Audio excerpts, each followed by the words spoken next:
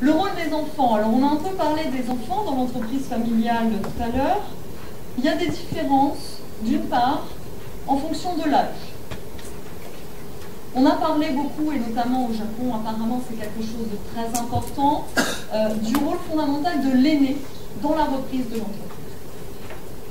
Alors c'est quelque chose qui est important dans quasiment tous les pays du monde. Néanmoins, il faut aussi voir le nombre d'enfants qu'a un couple. En France, le taux de fécondité est passé à 2 enfants par famille. Ça veut dire que jusqu'à présent, on avait 1 enfant par famille. Donc l'aîné est rapidement trouvé. Donc ça aussi, c'est quelque chose de fondamental dans un pays. Quel est le taux de fécondité dans les... Ça peut aussi être l'âge des enfants. On a beaucoup en France de remariages vers une quarantaine d'années avec des nouveaux enfants. Et lorsque le père a 40 ans, qu'il a un bébé, lorsque ce père aura 60 ans, ce bébé aura une vingtaine d'années. Et il aura peut-être plus de chances finalement de succéder à son père que le premier enfant d'un premier mariage qui, lui, aura fait sa vie ailleurs, dans une autre entreprise, parce que son père était trop jeune pour lui donner l'entreprise. De fait, le cycle de vie de chacun, du père, de l'enfant, va aussi jouer. Ah oui, il faut que je vous précise quelque chose d'important. En France, on prend sa retraite à 60 ans. Alors, dans les entreprises, c'est plus tard. Néanmoins, rares sont les dirigeants de 80 ans qui sont encore au pouvoir dans leurs entreprises. C'est-à-dire qu'à 50 ans, vous pensez que vous ne pourrez plus succéder à votre père. Si vous n'avez pas déjà succédé, ce sera trop tard. Or, par exemple, Akio Toyoda a succédé à 53 ans, je crois, à son père. En France, c'est beaucoup trop tard, l'enfant est parti faire sa vie ailleurs. Ça va aussi dépendre du sexe. Vous en avez parlé aussi. On parle toujours du fils. Dans les travaux académiques, on travaille aussi beaucoup sur le fils, qui est le choix classique des parents. C'est l'enfant préféré. Peu importe d'ailleurs, pour le coup, qu'il soit l'aîné ou non. Si malheureusement l'aîné est une fille, elle passe à la trappe. Et ce sera évidemment le fils qui héritera. Le problème de ce type de succession, c'est que généralement, le fils se met plus de pression parce qu'il veut réussir au moins aussi bien que le père, voire plus. Et on l'a vu tout à l'heure, ça peut être un avantage comme un inconvénient.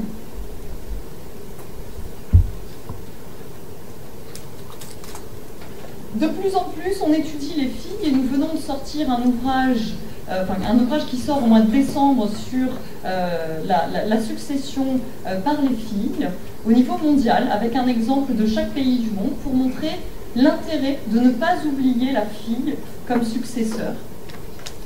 Pourquoi ? Tout simplement parce que toutes les familles n'ont pas la chance d'avoir plusieurs enfants. Parfois, et notamment c'était la problématique de la Chine, si la fille est l'enfant premier et l'enfant unique, alors l'entreprise est foutue. Donc, cela signifie bien qu'il faut faire attention que peut-être la fille, et non pas le genre, même si on va en parler, mais la fille peut avoir les compétences et les capacités de reprendre l'entreprise familiale. Surtout qu'elle a un avantage que les garçons n'ont pas, c'est que généralement, elles veulent faire plaisir aux parents. Et qu'elles vont travailler pour la continuité de l'entreprise dans le sens souhaité par les parents. Le gendre, en France aussi, est important. Il arrive aussi parfois qu'il change de nom, comme on peut le voir apparemment plus souvent au Japon, qu'il change de nom pour que l'entreprise familiale conserve ce nom dans les générations. Néanmoins, lorsque la première phase arrive à sa fin, c'est-à-dire que le créateur commence à être âgé, qu'il pense à sa retraite, il n'a que 2 solutions. Soit il vend son entreprise, soit il cède, propose son entreprise à ses enfants.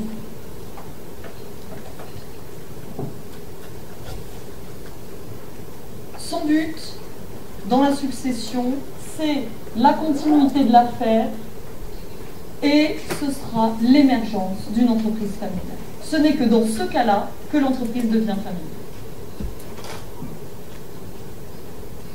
De fait, par rapport à ces solutions, voilà ce qui est possible. Je monte mon entreprise, je crée mon entreprise, j'arrive à l'âge où je dois me retirer, deux choix s'offrent à moi. Première option, j'ai un enfant qui veut bien me succéder, j'ai donc ce qu'on appelle une succession à un héritier. Deuxième option, je n'ai pas d'enfant, qui veulent succéder, je vends mon entreprise à condition qu'il soit possible de la vendre. Je vends mon entreprise. Je la vends à qui? À quelqu'un qui la connaît très bien, quelqu'un qui est interne à l'entreprise, par exemple un salarié. Ou bien, je décide de vendre l'entreprise à quelqu'un que je ne connais absolument pas, un extérieur, que ce soit une personne physique, ou bien à une autre entreprise, ce qu'on appelle la croissance externe. Si l'on part du principe que l'on transmet et que cette entreprise qu'on a créée va continuer, alors, en réflexion logique, on se dit que, puisqu'on a créé son entreprise, on a un enfant, pourquoi ne pas transférer le fruit de son labeur à ses propres enfants? Ça, c'est la théorie. En pratique, ce sont des chiffres européens. Lorsqu'on interroge un futur cédant, quelqu'un qui a créé sa boîte et qui doit la vendre, la moyenne européenne est à 45% pour une succession. Je souhaite transférer mon entreprise à un membre de ma famille. En Pologne, près de 78% des chefs d'entreprise souhaitent une transmission familiale. En Italie, pratiquement 47%. En Autriche, en Allemagne, près de 60%. Et vous voyez que le chiffre le plus ridicule, c'est la France. 11% seulement souhaitent transférer leur entreprise à leurs enfants. Or, qu'est-ce qu'une entreprise familiale? Qu'est-ce qu'une PME? On connaît très bien la photo classique de ce type d'entreprise. Nous avons un père qui dirige, une mère qui s'occupe de l'administration, un fils ou une fille, mais chez nous aussi en France, c'est quand même beaucoup plus le fils, qui va s'occuper de tout ce qui est commercial. J'ai pris l'exemple d'un gérant d'une entreprise du bâtiment qui dit « Je suis tombé dans le plâtre quand j'étais tout petit ». De fait, les enfants, vos enfants travaillent, connaissent ce que vous faites comme travail. Si vous êtes professeur à l'université, alors ils savent très bien ce qu'est le métier d'un professeur d'université. Si vous travaillez dans le bâtiment, alors ils savent très bien ce qu'est le métier de quelqu'un qui travaille dans le bâtiment. Donc cet enfant a repris l'entreprise, il a fait un diplôme spécialisé. Alors il faut savoir aussi qu'en France, il y a deux voies. La voie royale, un peu comme vous, qui est de faire des études, d'avoir un diplôme très prestigieux, et la voie de l'échec. Lorsqu'on n'est pas bon à l'école, on va faire ce qu'on appelle un BEP ou un CAP, on apprend un métier.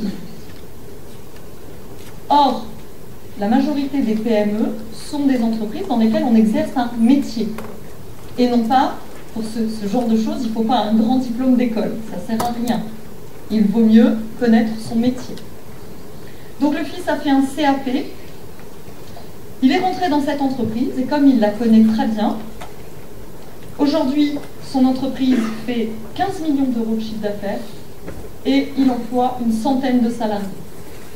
Et il n'a pas fait de grandes écoles. Il est rentré dans cette entreprise et comme il la connaît très bien, aujourd'hui, son entreprise fait 15 millions d'euros de chiffre d'affaires et il emploie une centaine de salariés. Et il n'a pas fait de grandes écoles. Il est rentré dans cette entreprise et comme il la connaît très bien, aujourd'hui, son entreprise fait 15 millions d'euros de chiffre d'affaires et il emploie une centaine de salariés. Et il n'a pas fait de grandes écoles. Il est rentré dans cette entreprise et comme il la connaît très bien, aujourd'hui, son entreprise fait 15 millions d'euros de chiffre d'affaires et il emploie une centaine de salariés. Et il n'a pas fait de grandes écoles. Il est rentré dans cette entreprise et comme il la connaît très bien, aujourd'hui, son entreprise fait 15 millions d'euros de chiffre d'affaires et il emploie une centaine de salariés.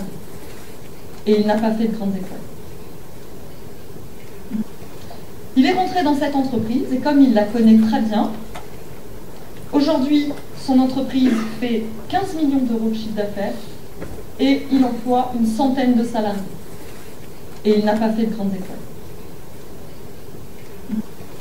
Il est rentré dans cette entreprise et comme il la connaît très bien, aujourd'hui, son entreprise fait 15 millions d'euros de chiffre d'affaires et il emploie une centaine de salariés. Et il n'a pas fait de grandes écoles. Il est rentré dans cette entreprise et comme il la connaît très bien, aujourd'hui, son entreprise fait 15 millions d'euros de chiffre d'affaires et il emploie une centaine de salariés. Et il n'a pas fait de grandes écoles. Il est rentré dans cette entreprise et comme il la connaît très bien, aujourd'hui, son entreprise fait 15 millions d'euros de chiffre d'affaires et il emploie une centaine de salariés. Et il n'a pas fait de grandes écoles. Il est rentré dans cette entreprise et comme il la connaît très bien, puis son entreprise fait 15 millions d'euros de chiffre d'affaires, aujourd'hui, une centaine de salariés et il emploie une...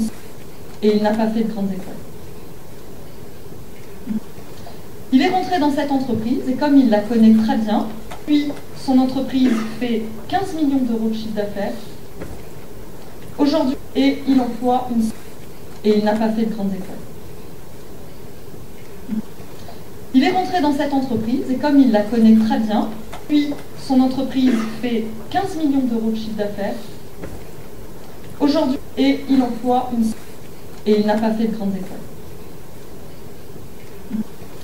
Il est rentré dans cette entreprise et comme il la connaît très bien, puis son entreprise fait 15 millions d'euros de chiffre d'affaires. Ça serait quand même bien que tu t'intéresses, que tu vois, est-ce que ça te plairait, comment on va faire, comment on s'organise.